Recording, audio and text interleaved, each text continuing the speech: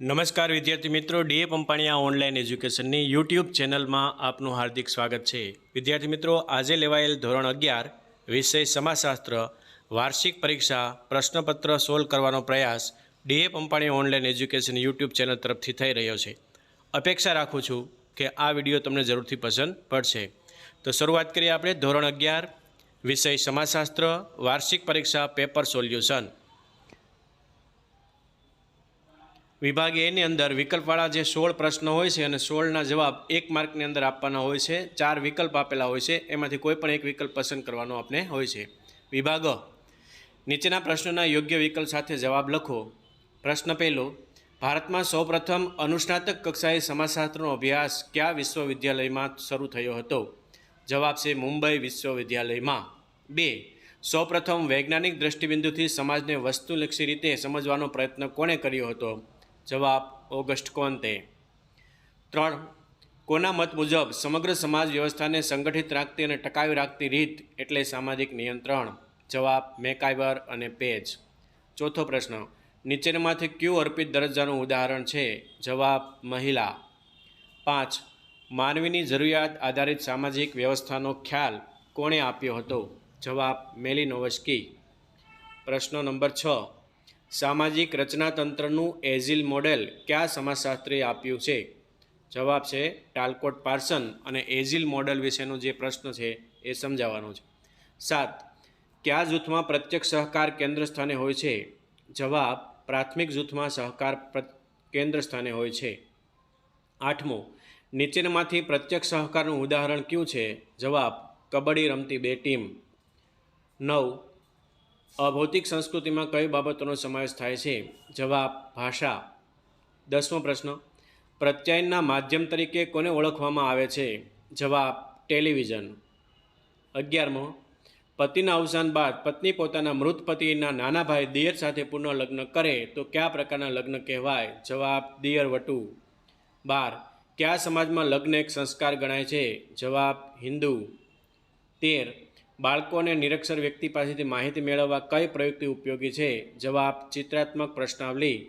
14મો, કઈ પ્રશ્નાવલીમાં પ્રશ્નો પૂછ્યા પાછળનો સંશોધકનો સ્વહેતુ તે ઉત્તરદાતા સ્પષ્ટ રીતે સમજી શકતા નથી? જવાબ પરોક્ષ પ્રશ્નાવલી। 15મો, સૃષ્ટિનું સંચાલન કરનારું તત્વ કયું છે? જવાબ છે સંચાલક। 16મો પ્રશ્ન, પર્યાવરણના કયા ઘટકમાં જીવસૃષ્ટિનો સમાવેશ થાય છે? જવાબ જૈવિક આવરણમાં। તો આ વિભાગ એની અંદર 16 પ્રશ્નો છે અને 16 એના જવાબો સાચા આપવામાં આવ્યા છે। હવે આપણે વિભાગ બી વિશે વાત કરીએ। ટૂંકમાં જવાબ આપવાનો છે, 1 જ માર્કની અંદર 1 માર્કનો પ્રશ્ન 1 લીટીની અંદર જવાબ આપવાનો હોય છે। નીચેના પ્રશ્નોના એક વાક્યમાં જવાબ આપો। પ્રશ્ન નંબર 17, સમાજશાસ્ત્ર એટલે શું? જવાબ સમાજશાસ્ત્ર એટલે માનવ જીવનના સામાજિક પાસાઓનો વૈજ્ઞાનિક રીતે અભ્યાસ કરે છે, તેને સમાજશાસ્ત્ર કહે છે।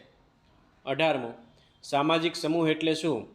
સમાન પ્રકારના હોવાની સભાનતા અને સામૂહિક ધ્યેય કે ઉદ્દેશની પૂર્તિ માટે એકબીજા સાથે આંતરક્રિયામાં આવનારા વ્યક્તિઓને સમૂહ કહે છે। 19, ઉપજૂથની વ્યાખ્યા આપો। જૂથોના પેટા જૂથને ઉપજૂથ કહે છે। દાખલા તરીકે ભારત એક જૂથ છે તો રાજ્યો તેના ઉપજૂથો છે।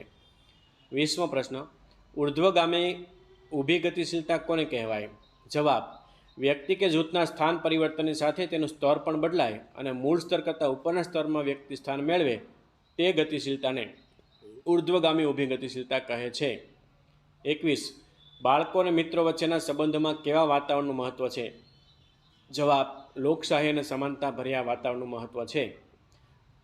22મો, સંસ્કૃતિ અને સભ્યતા વચ્ચેનો તફાવત રજૂ કરનાર જણાવો। તો જવાબ છે સંસ્કૃતિ અને સભ્યતાના સમાજના સર્જનાત્મક મૂલ્યાત્મક સર્જનો એ સંસ્કૃતિ છે। એટલે મેકાઇવરે શું જણાવ્યું છે તે બાબતે આ પ્રશ્નનો જવાબ છે કે સમાજના મૂલ્યાત્મક સર્જનો એ સંસ્કૃતિ છે, આવું મેકાઇવરે રજૂ કર્યું હતું। 23, સંયુક્ત કુટુંબની વ્યાખ્યા લખો। જવાબ સંયુક્ત કુટુંબમાં 2 કે તેથી વધુ પેઢીના સભ્યો સાથે વસવાટ કરે છે, તેઓ એક જ નિવાસસ્થાને વસવાટ કરે છે, એક જ રસોડે સાથે ભોજન લે છે, કુટુંબની મિલકત સહિયારી કે હેતુ ઉદ્દેશ ગણવામાં આવે છે, પરિવારનું સંચાલન કુટુંબના વડા તરીકે પિતા માતા દ્વારા થતું હોય તે કુટુંબને આપણે સંયુક્ત કુટુંબ કહેવામાં આવે છે। એક ચિત્ર તમને આપવામાં આવેલું છે અને એને આધારે પ્રશ્ન પેપર ની અંદર ચિત્રને જોઈ અને સંયુક્ત કુટુંબ વિશે લખવાનું હતું. 24મો પ્રશ્ન, વ્યક્તિ તપાસ પદ્ધતિમાં પ્રાથમિક માહિતી કઈ રીતે એકત્રિત કરવામાં આવે છે? જવાબ, વ્યક્તિ કે વ્યક્તિગત સંસ્થા કે પરિસ્થિતિઓનું ધ્યાનપૂર્વકનું તેમજ ઊંડાણપૂર્વકની માહિતી વ્યક્તિ તપાસ પદ્ધતિ દ્વારા કરવામાં આવે છે.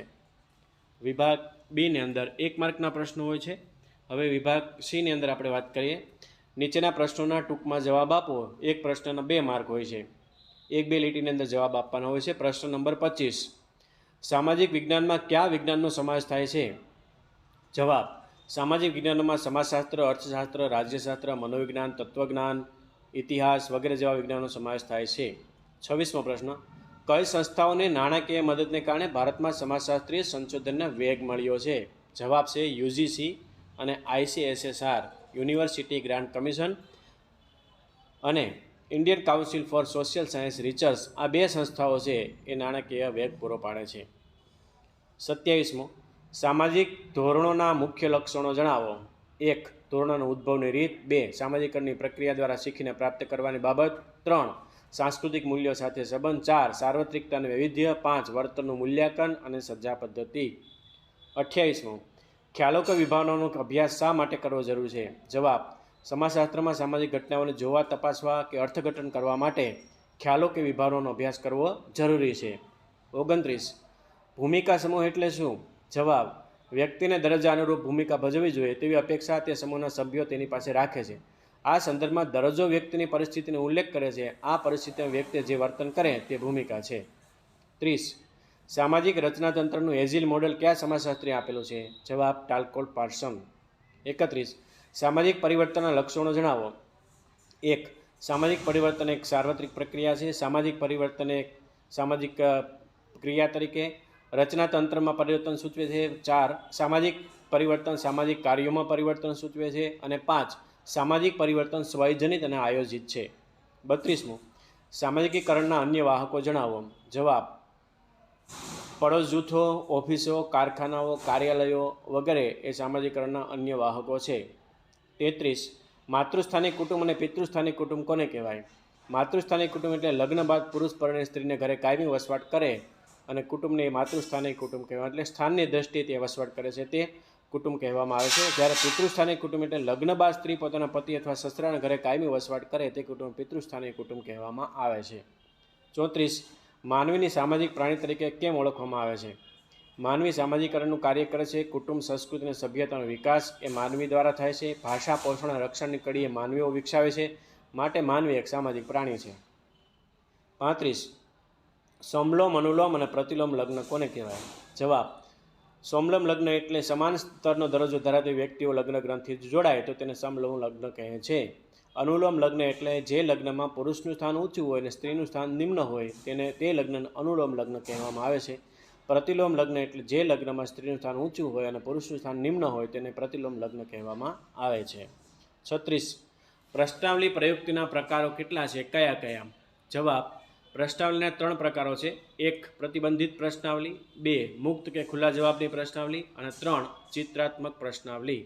37, સામાન્યીકરણ કોને કહેવામાં આવે છે? સંશોધક. જવાબ, સંશોધકે મેળવેલ માહિતીના વર્ગીકરણને આધારે જુદી જુદી હકીકતો વચ્ચેનો સંબંધની સ્પષ્ટતા મેળવવા તે પરથી હકીકતો વિશે ચોકસાઈપૂર્વક વિધાનો રજૂ કરે છે. આવા વિધાનો એટલે સામાન્યીકરણ અથવા તારણો, અથવા એને સંશોધન અહેવાલ પણ કહેવામાં આવે છે. 38, ઓઝોન વાયુ પડનું કાર્ય શું કરે છે? જવાબ, ઓઝોન વાયુનું કાર્ય સૂર્યમાંથી આવતા અલ્ટ્રાવાયોલેટ કિરણોને શોષી અને પૃથ્વી પર તે પરત કરે છે. આ ઓઝોન વાયુનું કાર્ય રહેલું છે. તો મિત્રો, આટલી વિગત આપણે આ વિડીયોની અંદર જોઈએ છે. સમાજશાસ્ત્ર વાર્ષિક પરીક્ષા ધોરણ 11 પેપર સોલ્યુશન વિભાગ A, B અને C એ મારી ચેનલ તરફથી રજૂ કર્યો છે. અપેક્ષા રાખું છું કે વિડીયો તમને જરૂરથી પસંદ પડ્યો હશે.